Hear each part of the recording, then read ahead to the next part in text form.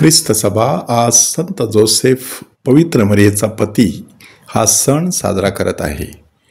प्रभू येशू ख्रिस्त जरी पवित्र आत्म्याच्या योगाने गर्भी संभवलेला असला आणि त्याला स्वर्गामध्ये एक पिता जरी असला तरी पृथ्वीवरील त्याचं प्रेषित कार्य करण्यासाठी त्याला एका कुटुंबाची गरज होती. एका कुटुंबामध्ये त्याला जन्माला यायचं होतं. त्यासाठी परमेश्वराने पवित्र मरियेची निवड केली. ही पवित्र मरिया योसेफाशी वागदत्त होती. वागदत्त असणं हे सोयरिकीपेक्षा जास्त आणि लग्नापेक्षा कमी अशा दर्जाची अवस्था होती. आणि म्हणूनच संत जोसेफ हा पवित्र मरियेचा पती अशा अर्थाने ख्रिस्त सभा आज त्याचा सन्मान करत आहे की त्याने पवित्र मरियेचा आपली पत्नी म्हणून स्वीकार केला. हा सण साजरा करत असताना ख्रिस्त सभा योसेफाच्या एकूण 5 सद्गुणांवरती आपलं लक्ष वेधून घेत आहे. त्यातील पहिला सद्गुण आहे शुद्धता. संत जोसेफ पवित्र मरियेचा अतिविरक्त पती होता.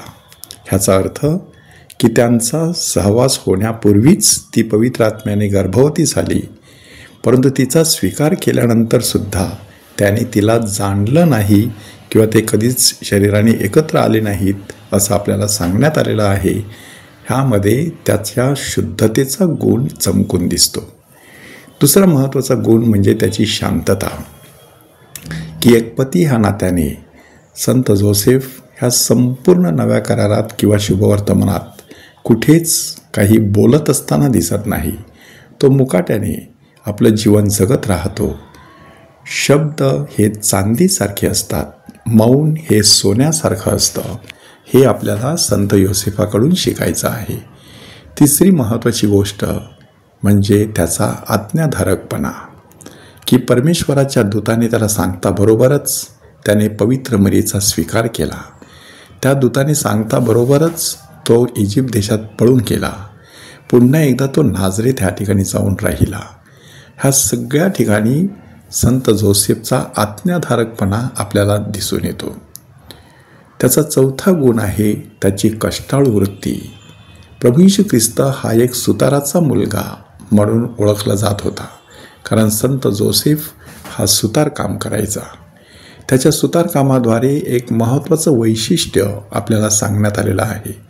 दाविदाच्या घराण्यामध्ये म्हणजे ऐश्वर्य संपन्न अशा परिस्थितीमध्ये जन्माला आलेला असूनसुद्धा त्याने हलक्या स्वरूपाचं हे काम करणं कधीच नापसंत केलं नाही, तर अगदी मनापासून आपला उदरनिर्वाह चालविण्यासाठी त्याने काबाड कष्ट केले असं आपल्याला सांगण्यात आलेलं आहे. आणि त्यानंतर संत योसेफाचा 5वा महत्त्वाचा गुण म्हणजे त्याच्या ठायी असलेलं पित्याचं हृदय. पात्रीस कोर्दे नावाचं एक छोटंसं प्रेषितीय पत्र संत फ्रान्सिस ह्यांनी लिहिलेलं आहे. आणि त्या पत्रामध्ये ते सांगतात की संत योसेफाजवळ अक्षरशः स्वर्गीय पित्याचं हृदय होतं.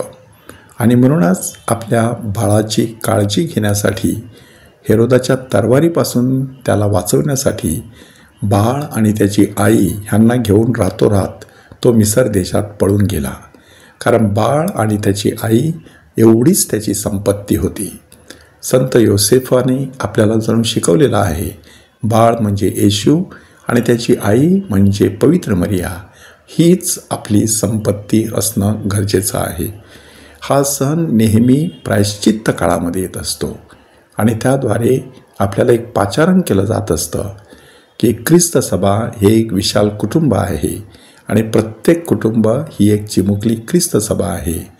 प्रत्येक कुटुंबामधील कुटुंब प्रमुखाने संत योसेफाचा आदर्श पाळून आपल्या मुलाबाळांवरती चांगले धार्मिक संस्कार करावेत की ज्याद्वारे येशूच्या दुःख सहन, मरण आणि पुनरुत्थानात संपूर्ण कुटुंबाला सहभागी होता येईल. अशी कृपा प्रभूकडे आणि संत योसेफाच्या मध्यस्थीने परमेश्वर पित्याकडे मागूया.